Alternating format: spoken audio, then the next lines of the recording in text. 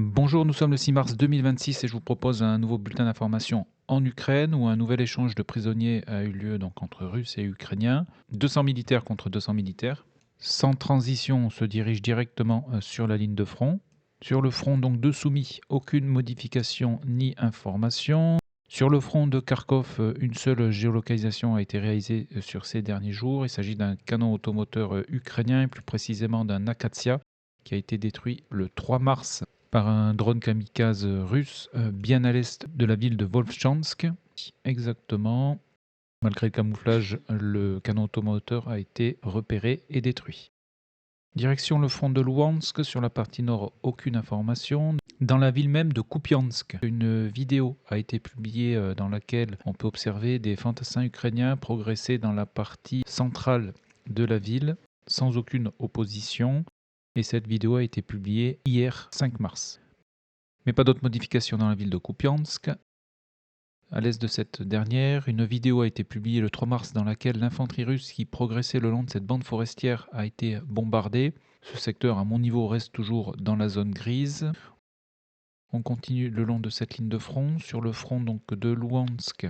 À l'est de Borova, ici, c'est un M1117 de l'armée ukrainienne qui a été détruit par un drone kamikaze le 5 mars, hier.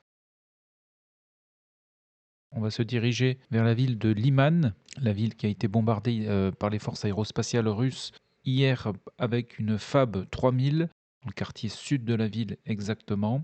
Mis à part cette information, je n'ai pas d'autres modifications. Rappelez-vous, dans la dernière vidéo, nous avions observé ici des avancées russes sur la partie nord, mais depuis, je n'ai pas eu d'autres confirmations. Nous arrivons sur le front de Siversk. Ici, les Ukrainiens ont perdu dans la même journée 2 M113. Un premier ici à l'est de Staro-Dubivka et un second à l'est de Krivaluka. Et la particularité de ces deux blindés, c'est qu'ils étaient abandonnés avant d'être détruits. D'ailleurs, la plupart des blindés qui sont détruits dans le conflit ukrainien sont abandonnés. On continue sur ce front de Siversk. Sur la partie sud, ici, on note une avancée de l'armée russe à l'est de Dibrova, puisque une de leurs positions y a été bombardée le 2 mars. Donc je dézoome pour bien vous montrer où on se situe. Nous avons la ville de Siversk qui est sous contrôle des Russes ici, et la ville de Kramatorsk qui est sous contrôle des Ukrainiens à l'ouest. On continue à se déplacer le long de cette ligne de front. Nous arrivons sur la ville de Kostantinivka. On va commencer avec la partie est, où les Russes ici ont perdu 2 blindés les 3 et 5 mars. Alors tout d'abord un MTLB qui a été détruit au sud-est de la ville de Kostantinivka. Ensuite nous avons un BTR 80 qui lui a été détruit sur le village de Pedretchiniye. Et au nord-ouest de ce même village, l'infanterie russe ici a été attaquée par des drones kamikazes ukrainiens alors qu'elle se trouvait dans une tranchée. La ville de Kostantinivka a également été bombardée par les forces aérospatiales russes qui, le 3 mars, ont largué ici une FAB 3000 qui a détruit ce bâtiment exactement, comme vous pouvez le voir également sur la vidéo. Et le résultat depuis un drone kamikaze. Et sur la partie sud de la ville, on note ici une extension de la zone grise, donc en défaveur de la zone qui était précédemment sous contrôle de l'armée ukrainienne, puisque dans cette vidéo ici, un soldat russe qui progressait dans ce champ, sans opposition, a sauté sur une mine. Donc voilà pour le secteur donc, du front de Kostantinivka. Pour rappel, la partie nord ici est toujours inondée et perturbe la logistique ukrainienne en direction de cette ville. Quant à la ligne de front, on note une augmentation ici de l'utilisation des blindés côté russe et une légère modification ici avec une augmentation de la zone grise dans la partie sud de la ville de Kostantinivka. On se déplace vers l'ouest et le front de Pokrovsk, où j'ai noté des modifications en faveur de l'armée russe dans le secteur nord de Pokrovsk.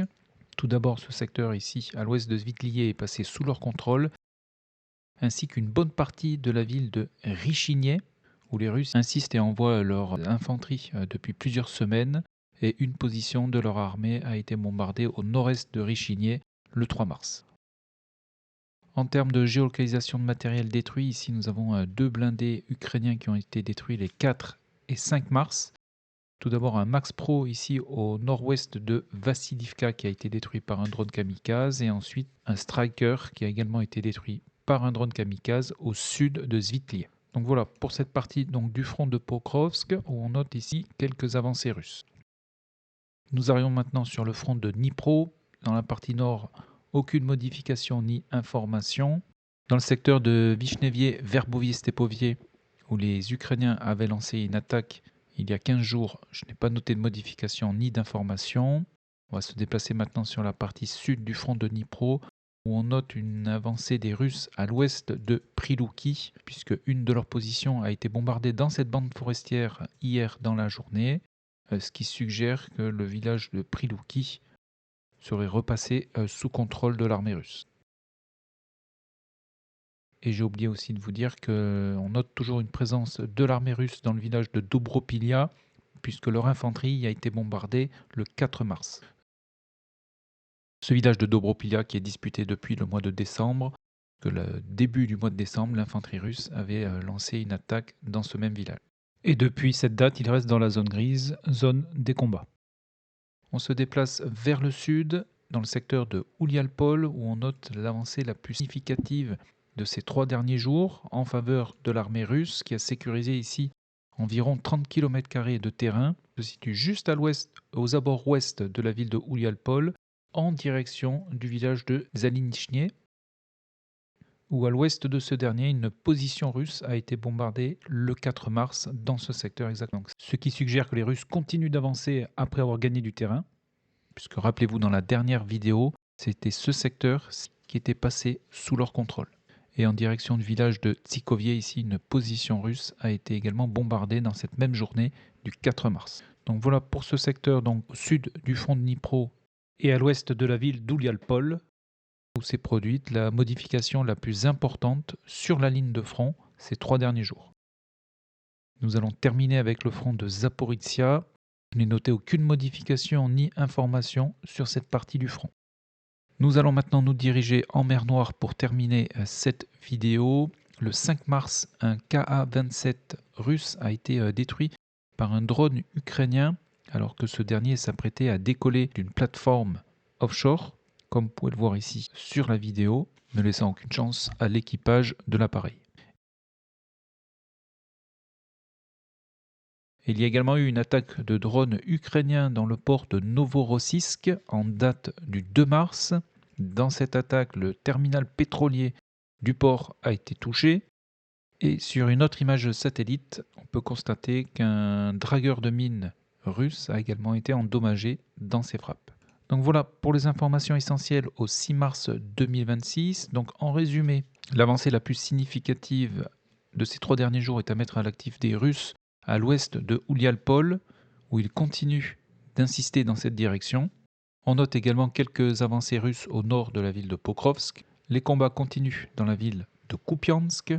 Et enfin, les Ukrainiens ont lancé des attaques de drones en mer Noire, où un Ka-27 russe a été détruit, ainsi que le terminal pétrolier qui a été touché donc dans l'attaque dans le port de Novorossiysk. Voilà, et bien écoutez, je vous souhaite une excellente journée, un très bon week-end, et je vous donne rendez-vous dans une prochaine vidéo. Merci, à bientôt.